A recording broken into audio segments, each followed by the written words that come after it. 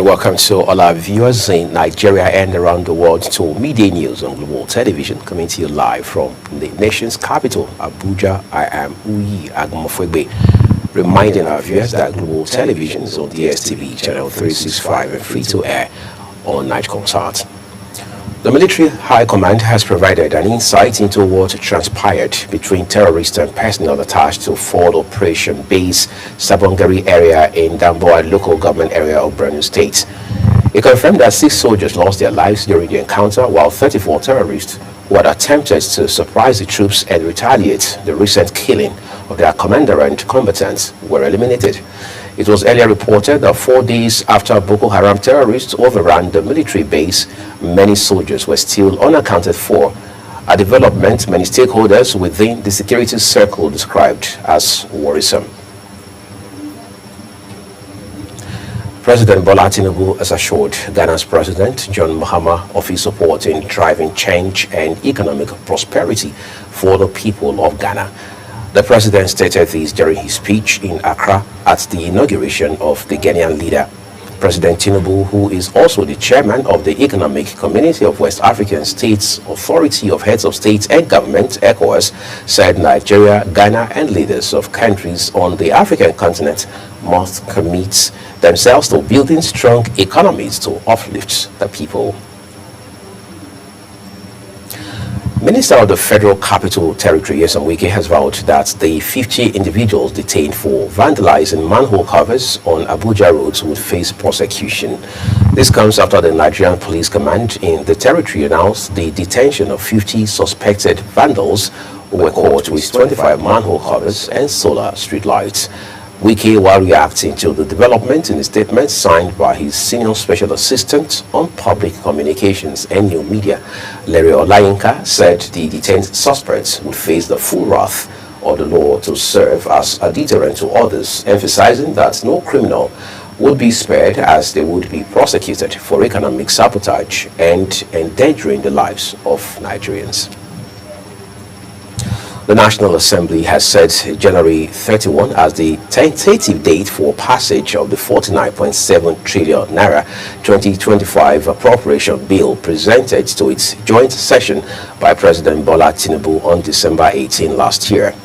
Chairman of Senate Committee on Appropriations, Senator Solomon Adeola, stated this in Abuja at a meeting with the chairman of standing committees in the Senate. Said January 31 is the date for laying of reports on the appropriation bill before the Senate and House of Representatives, noting that both chambers of the National Assembly would suspend plenary for 2 weeks for budget defense by ministries, departments, and agencies upon resumption from the Christmas and New Year break on January 14. The United Nations Deputy Secretary General Amina Mohammed is set to begin a 2-day official visit to Nigeria starting tomorrow. The National Information Officer, United Nations Information Center, Oluseyi Shoremekun, said during her stay she will hold discussions with President Bola Tinubu, senior government officials, and the leadership of the Economic Community of West African States, ECOWAS. Retired military personnel have begun receiving credit notification for the full payment of their long overdue entitlements. As a result, they have started leaving the protest sites and dismantling the canopies and chairs they had set up to block the entrance of the Ministry of Finance headquarters in Abuja. The actions prevented staff members from driving into the premises, forcing many to park their vehicles outside. Justice K.B. Olawoyin, presiding over Court 8 of Oyo State High Court, has fixed Tuesday, January 14, to deliver his ruling on the bail application filed by Oni of Ife's ex-queen Naomi Shelekola, Alhaji Oriyomi Hamzat, and Abdullahi Fasasi. Hamzat is the proprietor of Agidigbo FM, an Ibadan-based radio station, while Fasasi is the principal of Islamic High School, Bashiro, Ibadan. They are currently standing trial over the stampede which occurred during a Christmas funfair at Islamic High School, Bashiro, Ibadan, in December 2024 in an incident that claimed the lives of no fewer than 35 children. On health matters now, Nigeria is at moderate risk of the human metapneumovirus, also called HMPV, a common respiratory virus that can infect people of all ages. This is according to a dynamic risk assessment conducted on January 6, 2025 by the Nigeria Center for Disease Control and Prevention (NCDC) in collaboration with international partners, including the World Health Organization, the United States Centers for Disease Control and Prevention, and the UK Health Security Agency, carried out as a crucial guide for preparedness efforts and development of effective response strategies to mitigate the potential impact of HMPV. The virus currently circulating in China and other affected regions of the world can cause illness ranging from mild cold-like symptoms to severe respiratory infections, particularly young children, older adults, and individuals with weakened immune systems. The Director General of Nigeria Employers Consultative Association, NECA, Adewale Oyerinde, says all the 36 states of the Federation have no justification for not paying the new minimum wage. Oyerinde said state governments have received enough support from the federal government to be able to implement the 70,000 naira minimum wage signed into law in July 2024.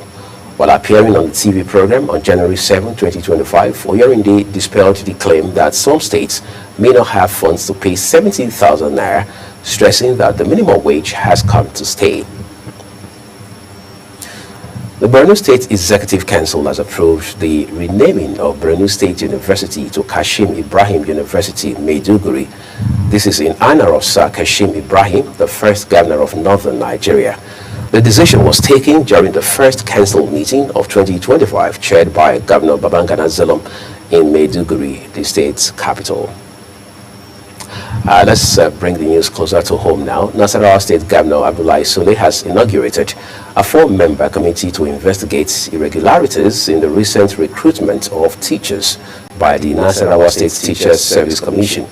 Speaking during the inauguration ceremony at the Government House, the governor expressed concern over reports that government officials overseeing the recruitment process exceeded the approved number of teachers. He described the revelations as worrisome, leading to the immediate suspension of the commission chairman and its members, as well as tasking the committee with uncovering the extent of the irregularities and ensuring accountability in the recruitment process.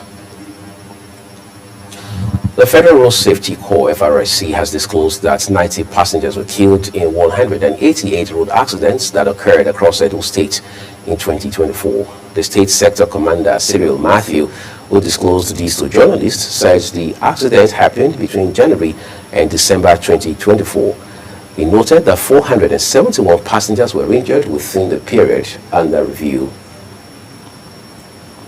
Sadly, 3 individuals tragically lost their lives in Ogbomosho in Oyo State on Tuesday morning when a container-laden truck lost control and fell on a commercial tricycle at Take Junction. Reports indicated that the truck, while navigating a bend, toppled its container, which then crushed the tricycle, commonly known as Keke Marwa. An eyewitness who wished to remain anonymous described the scene, stating that 2 female passengers and the tricycle rider were trapped beneath the container. Quite a gory sight that must have been. The governor of Kano State, Abba Yusuf, has urged the federal government to reduce the 2025 Hajj fare to enable intending pilgrims fulfill the religious exercise. This is contained in a statement issued by the governor's media aide, Sanusi Batore, in Kano, where he noted that the governor made the appeal given the economic challenges faced by citizens. Governor Yusuf made the remarks during an event organized by the State Pilgrims Welfare Board to refund money remitted by Saudi Arabian authorities following a power outage during the 2023 Hajj exercise. The Foreign Minister of the People's Republic of China, Wang Yi, is scheduled to arrive Abuja today for an official visit.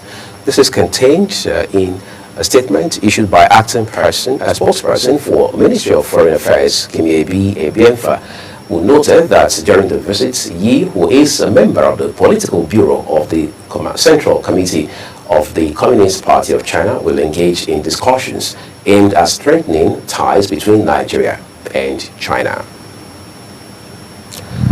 This is Global Television. You're watching the live broadcast of Midday News with Uyi Agmofwebe. When the rest of the news returns, we have business, foreign, and sports stories for you. Please stay with us right after this break.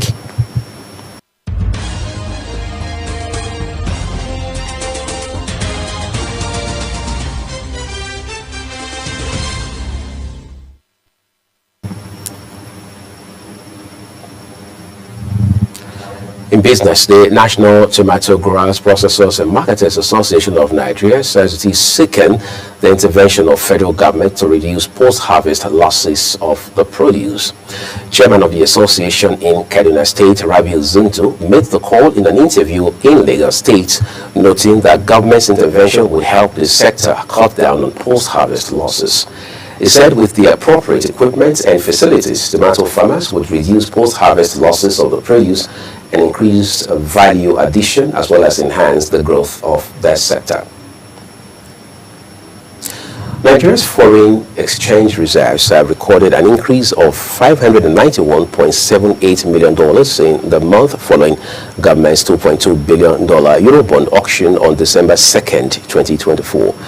The reserves rose from $40.292 billion on December 2nd to $40.884 billion on January 3rd, 2025, reflecting a month-on-month growth of 1.7%.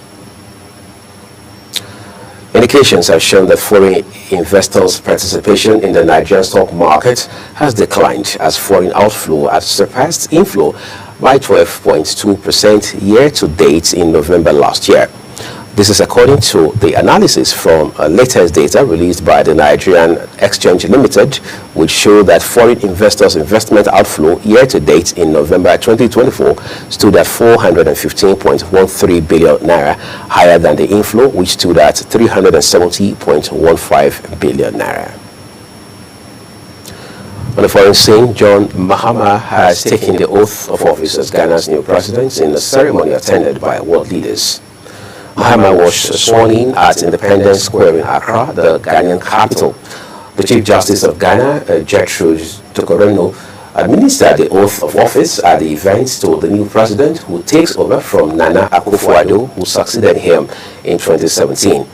Before Mahama's swearing in, Nana Jane Opuko Agyemang was inaugurated as the country's first female vice president. The duo won the election held in December last year, with Mahama returning to the post he left 7 years ago with a mission to revive Ghana's ailing economy. Quite a splendid sight it was yesterday during that inauguration.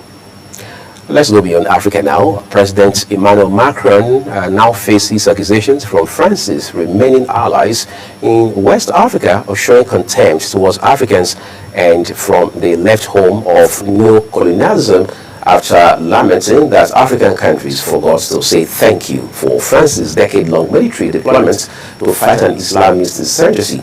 France has been on the back foot in its former colonial territory of the Sahel region of Francophone West Africa after military coups in Mali in 2020, followed by a second push in 2021, Burkina Faso in 2022, and Niger Republic in 2023, forced the withdrawal of French troops. Britain says it plans to criminally charge people who create and share sexually explicit deepfake images to better protect women and girls. The Ministry of Justice says government also plans to designate taking intimate images without consent and installing equipment to that end as new offenses, with perpetrators facing up to 2 years in prison. Britannica defines deepfake as authentic media, including images, videos, and audio generated by artificial intelligence (AI) technology that portrays something that does not exist in reality or events that have never occurred. United States President-elect Donald Trump has renewed his call for the merger of Canada with the United States following the resignation of Canadian Prime Minister Justin Trudeau. The incoming President Trump posted on social media saying if Canada merges with the U.S., there would be no tariffs, taxes would go down, and Canada would be totally secured from the threat of the Russian and Chinese ships that are constantly surrounding Canada. Trudeau had announced his resignation on Monday, saying he would leave one's office as soon as the ruling Liberal Party chooses a new leader after months of slumping polls and internal division. Meanwhile, the United States Congress has officially certified Donald Trump's victory in the 2024 presidential election, clearing the way for his return to the White House on January 20, 2025. The certification, which took place during a joint session of Congress on Monday, marked the final step in validating the Electoral College results from November's election. Vice President Kamala Harris, Trump's Democratic rival in the race, oversaw the proceedings. Our clock is ticking, countdown has begun. It's just 12 days away, and Global Television will follow that big presidential inauguration event for you. Let's turn to other development now. A French far-right politician, Jean-Marie Le Pen, has died at the age of 96. A family statement shared with the media says Le Pen, who had been in care facility for several weeks, died at midday yesterday, surrounded by his loved ones. Le Pen, a Holocaust denier and an unrepentant extremist on race, gender and immigration, founded the French far-right National Front Party in 1972 and reached the presidential election runoff against Jacques Chirac in 2002. And now time for sporting excitement. Chelsea are leading the chase to sign Kobe Mainoo in a sensational deal if the Manchester United midfielder leaves Old Trafford. Chelsea are in pole position to sign the 19-year-old if he cannot agree new terms at United, although there is bound to be competition from their Premier League rivals and big clubs abroad. United have reached a stalemate in contract talks, with Mainoo's representatives alerting Europe's top clubs to the fact that he could be sold this month or at the end of the season. Tottenham have exercised the option to extend captain Son Heung-min's contract until 2026. The 32-year-old South Korean joined the Premier League club in 2015 from Bayern Leverkusen and has made 431 appearances, scoring 169 goals, the fourth on Tottenham's all-time list. Son, named club captain in August of 2023, shared the Premier League's golden boot with Liverpool forward Mohamed Salah in the 2021-2022 season after scoring 23 goals. Liverpool star Mohamed Salah has hit back at club legend Jamie Carragher, accusing him of being obsessed amid ongoing speculation about the forward's future at Anfield. The Egyptian winger, who is in the final 6 months of his contract, has been at the center of a heated exchange with Carragher as uncertainty looms over his next career move. Carragher, known for his forthright opinions, has been critical of Salah's recent behavior. And as your midday news, a quick reminder that Global TV is on DSTV channel 365, Star Times 276, and free to air on Nightcomsat. Kindly follow us across all social media platforms now showing on your screen using @Global TV NG, as well as other handles as you now see. I'm Agmofwegbe, thanking you very specially for watching. I will see you again.